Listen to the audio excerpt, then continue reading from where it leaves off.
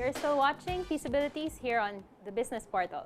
Our topic today is investing in UITF'S. And we have in our show today our special guests, Ms. Rizaldy Cadinez and Ms. Cervero from LandBank's Trust Banking Group.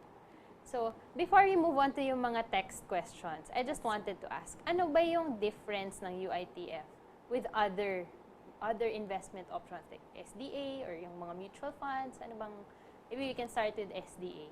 I think you have something that you want to show. Okay. Can we pull that on screen, yung chart? Ayun. Ano po ba difference ng UITF sa ibang products po? For first off, UITF against bank products like yung time deposits. The main difference is that pag nasa time deposits tayo, there's a at the onset, you already know after a certain period of time, you already know how much interest that you are going to earn from that type of Kaya lang ang baba naman. Hindi naman sa ano, pero mababa yun. Ayan, ito pala yung ating graph that LandBank provided. So, ayan, which one is it there? Kasi yun lang alam ko eh. Time deposit, medyo you know how much, but it's kind of low. Yes. For this graph, the blue line represents yung BSP SDA natin, or yung Bangko Sentral ng Pilipinas Special Deposit Account. And the graph generally presents to you the performance over the past 5 years. Okay, so this is a graph of 5 years, and then I think you're all starting from medyo parang 1%, Sa 1, no? yes, oo. So, hindi man lang umabot sa 3% ata yung 2% yung SDA. Oh, yes. Doon pala umabot. Parang yung 18.75%, yun ang total na in-earn nung BSP for the past 5 years. No? Not realizing na yung nakita nga kanina, yung GSFI and yung growth fund, no, actually earned higher. May makikita kang volatilities, no, hindi siya smooth. Pero kasi yung BSP parang line lang siya. Kasi lang siya, steady lang siya. Pero in the end, you earn higher doon sa investments yung growth fund, na may konting stock market and government. That was the green line na parang mountain naman, bigla. So yung mga yon, in fact, doon sa growth fund, parang nag-almost double na nga almost double siya. So, yun, over the long term, you earn higher talaga. Kasi madami din mga nasa nag-invest sa mga SDA, mga time deposit. Actually, 5 years na rin silang nandun. Hindi na napupuna. Hindi nila na-realize na-realize nila. Gusto nila, short term lang. Gusto ko short term. Saka ganun nila. Nakakailang years na sila. They have missed out on the opportunities dun sa government securities and the stock market, yung mga ganun. Kung hindi sila makakabantay, just go to the UITF that actually invests into those securities. I see. Okay. So, how about, ma'am, you were mentioning earlier, what are the differences naman? Like, kasi mutual funds, it's something we talk about on the show quite often. But what's the difference between mutual funds naman and UITFs? I mean, ganun din naman ginagawa nila, di ba? Pooling money, medyo ganyan din, in fixed income. Ano naman po yung benefits if you were, if you choose UITF? Actually, kasi they have the same concept here, right? Ang UITF lang, ang pagkakaiba lang nila is the corporate structure. Kasi the UITF is an investment product of the bank, no? Via the Trust Banking Group.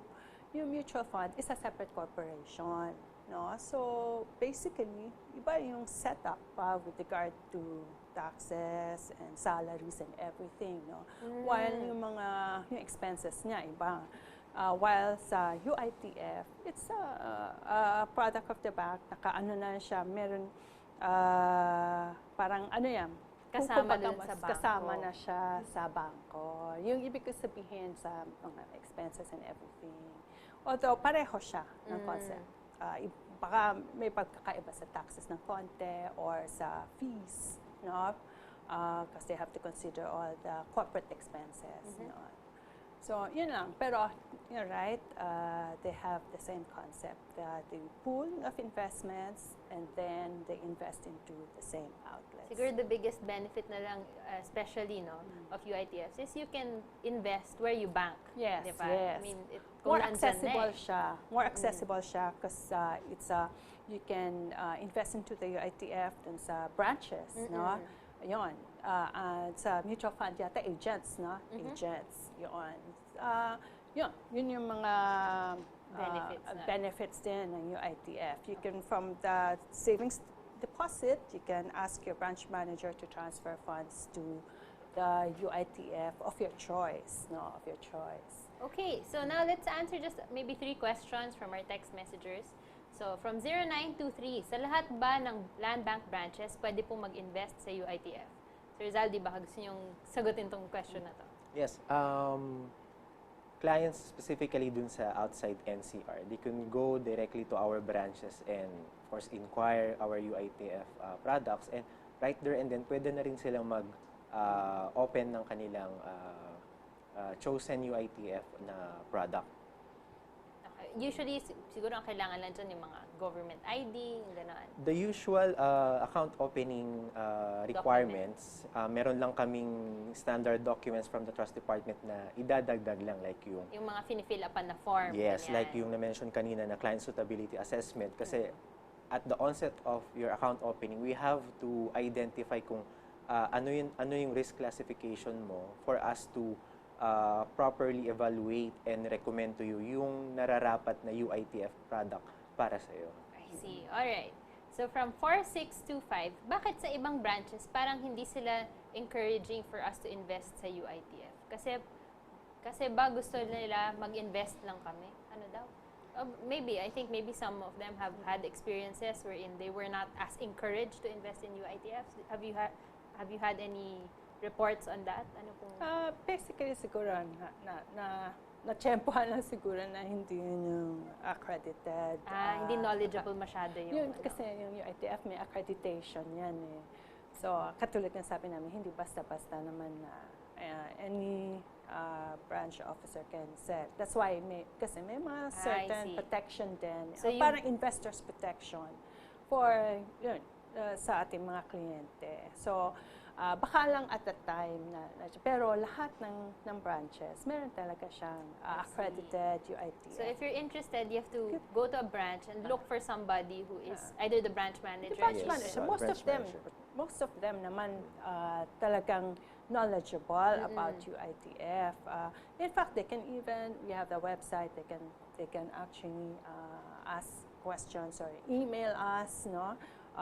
Sa head office also. Then, we can readily answer yung mga queries nila. Pero sa branches, meron yan. Siguro ma'am, that's a good segue already. We're wrapping up our segment on UITFs. I mean, how can interested parties that would like to invest in UITFs of LandBank get in touch with, I guess, your office or the people that are responsible for facilitating account opening and stuff? For our clients na malapit sa mga branches, like mentioned ni Ma'am Joy, they could readily go to our branches and look for our accredited UITF marketing officer. Para naman dito sa mga malapit sa NCR lang, we are located at the 21st floor of LandBank Plaza. Our head office is located in Malate sa Manila. Yung napakatangkad po na building. Yes. No? Napakatangkad na building na green. Yes. We could also reach us via the internet. Meron kaming link specifically na nakalagay dun sa landbank.com. And for queries via email, they could send us at lbp-trust@mail.landbank.com. LBP-trust. LBP-trust. at landbank.com. All right.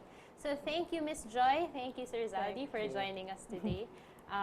Definitely, if may mga interesado po sa produkto ng LandBank na UITF, you just get in touch with LandBank. Alam mo, they're in all provinces in the country as mandated by government. No? So required po sila na nandun. And as they mentioned, if you're interested, get in touch with the branch manager or look for somebody who is specifically accredited to talk to you about UITFs. Wag lang po dun sa gwardiya o kung sino-sinong nag-aabang lang po sa tabi. Okay? So, for you, our viewers, thank you for joining us. But before we go, we'd like to invite you to join our seminars this coming July 20, Pisobilities for Retirees and Investability Mutual Funds. And today we have something special for you. When we come back, after this, we have a very special treat for you. We're sharing with you one of our short films, and it talks about, on the fun side, paano ba tayo dapat naghahanda for our future, whether it's for growing our money, preparing for our children's education. You'll get to see and listen to Roman and his story.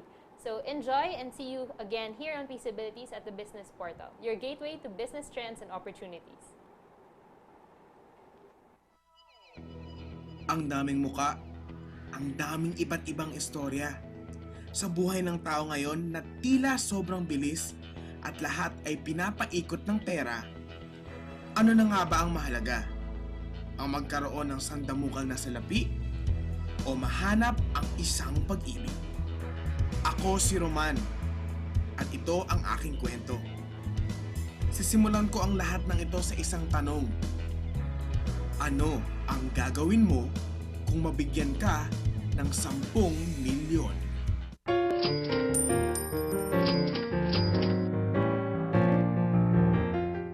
Kapag manalo ako ng 10 milyon, di ibang ko. Lalagay ko sa negosyo. Siyempre tutulungan ko yung magulang ko. Para sa anak ko. Magninegosyo ako, dadagdagan ko yung negosyo kong ito. Nagkaroon kayo ng 10 milyon, anong gagawin doon sa pera? Paano nyo hahati-hatiin? Siyempre, tutulong natin sa pamilya natin at sa pag-aaral ng ating mga anak. Bango ko muna. Yun muna yung gagawin ko. Siyempre sa pangkabuhayan, siyempre. Ibabang ko para sa mga anak ko pag-aaral nila. Sense na lang. Pamibigay Sa pamilya ko at sa sarili ko. I-invest siguro sa business. O magdo-donate ako. Sa may hirap. 10 milyon, siyempre bibili ako ng lupa't bahay. 10 milyon? Ang laki nun Siyempre magdenegosyo na ako, no? Siyempre, bibili na akong bahay lang, papatayo na ako pa. Para hindi ako mahirap magtinda rito, no? Ang init-init, ang hingitim na ako. 10 milyon pala, kala ko 10,000 lang. Siguro yung kalahati nun, pangkabuhayan. Katulad ng mga sigarilyong ito, kaya mini tapsilugan. Tsaka ako napag-isipan pag nasa bangko na. Sa lupa siguro. Kasi every year, mataas na yung value ng lupa Pambili ng luho. Computer shop na lang. Yung iparinta kong bahay. May pasal yung mga anak, ganyan. Baka dito lang, paikot-ikot lang dito sa Pilipinas. Hong Kong, no? Pwede na. 10 milyon yun eh.